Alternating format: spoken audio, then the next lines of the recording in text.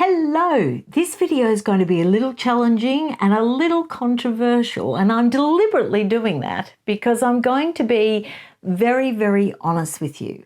I'm going to tackle the Meghan Markle conspiracy theories and the rumours that are out there, particularly two main ones. Now, I'm probably going to differ from a lot of you, and we're probably not going to share the same opinion. But it's okay. I don't have any world influence. I'm not a threat to your ideas, because if I hold a different opinion, it's not going to change the world. It's not going to even create a ripple. It's just my opinion. And I also want to say that if you differ from me in your opinion, that's okay too. I respect your right to have a different opinion from me. And also, I may be proven wrong. As time goes on, I may be proven wrong. There may be irrefutable proof that makes me completely wrong in this video. And if there ever is, I promise you, I will make another video and I will admit I was wrong, and I'll produce the evidence that proves I was wrong. Okay, so let's get stuck into the meaty, challenging bits.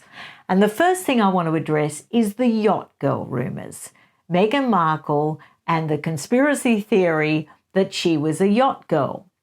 Now, first off, sometimes things aren't black and white. Sometimes things can be a little bit true, or there can be an element of truth in something, but then it's taken further and made more of, okay?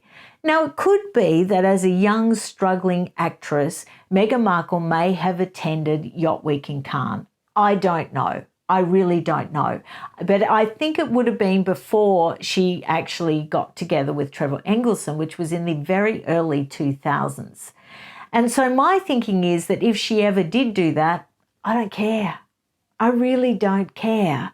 I mean, by the time she met Harry in 2016, who cares? But the allegations and conspiracy theories are that it was a more recent thing. And that's what I'm going to address.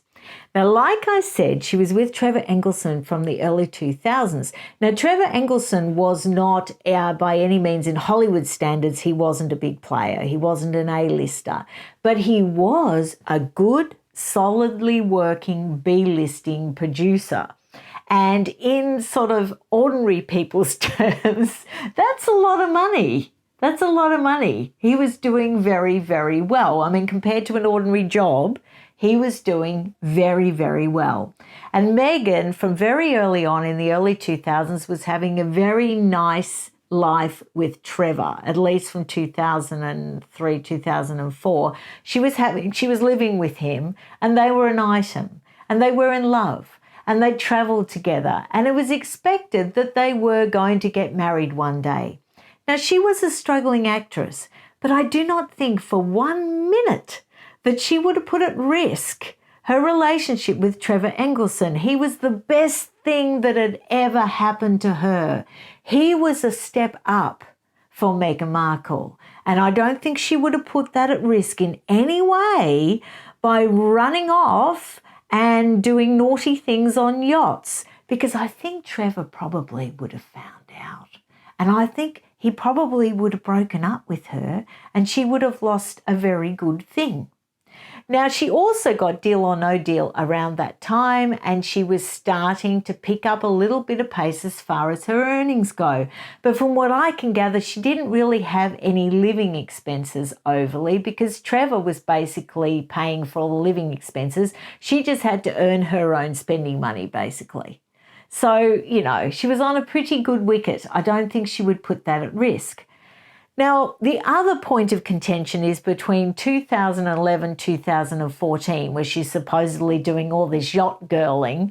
Well, that to me is, I'm sorry, but it is just patently unbelievable, because from very early on in her Suits career, she was earning really good money. She was 6th on the call sheet. She was starting off around, I think it was about $35,000 an episode. That very quickly went up to about $50,000 an episode. And then it went up, I think, don't quote me, but I'm sure it went up to about $75,000 an episode by the last seasons.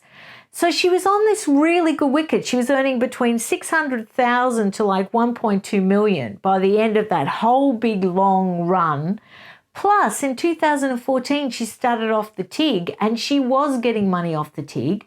Plus, in 2014, she was starting to get paid for speeches, 10,000 a pop. Okay, so she was on really good money. By the time she met Harry in that 7th season, she was making about 1.3 million a year. And you're telling me that she's going to put all that at risk?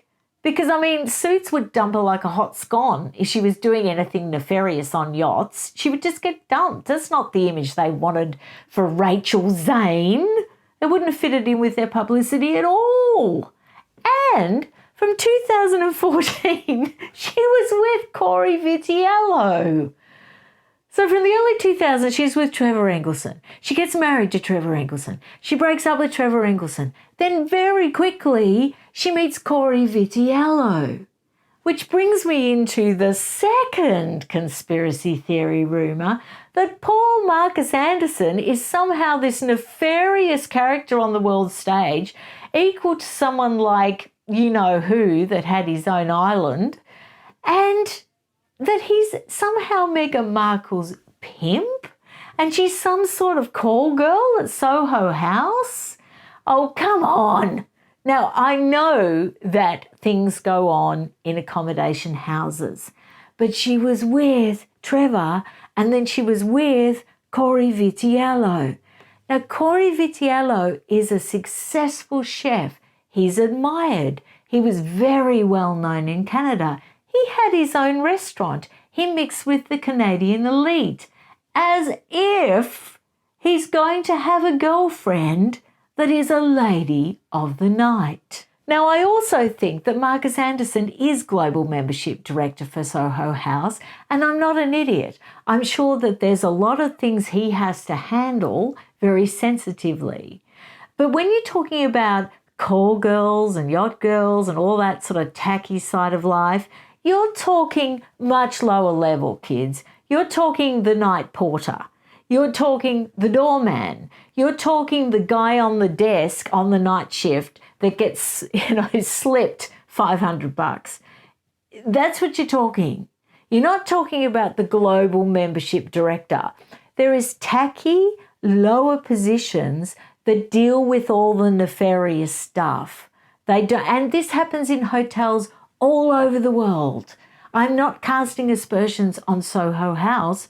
I'm saying in every accommodation, everywhere where you can go and stay, all around the world, there's stuff that goes on. There's money that exchanges hands.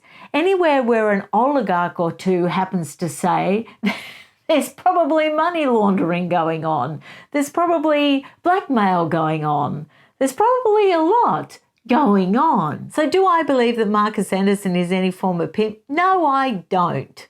And I know a lot of YouTube channels make a lot of views out of implying or pretending that they do think that, but I have never seen any solid evidence.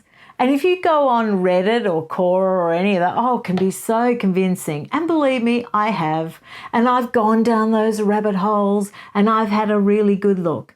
And the thing is, when you challenge any of these ideas, you get told that all the evidence has been wiped from the internet. Now again, something can be a little bit true, but it doesn't mean that it's all true. Now, do things get wiped off the internet? Of course they do. Again, I'm not an idiot. Of course, there are companies you can pay to wipe things off the internet. There are also intelligence services through numerous countries all over the world that do wipe things off the internet, particularly if they want to protect certain players that are high profile politically. And so, yes, the internet does get cleaned up. Of course, I'm not naive. But, I just don't believe in the logistics of all this, that somehow that's what Meghan Markle was. I think she was a struggling, working actress when she was with Trevor.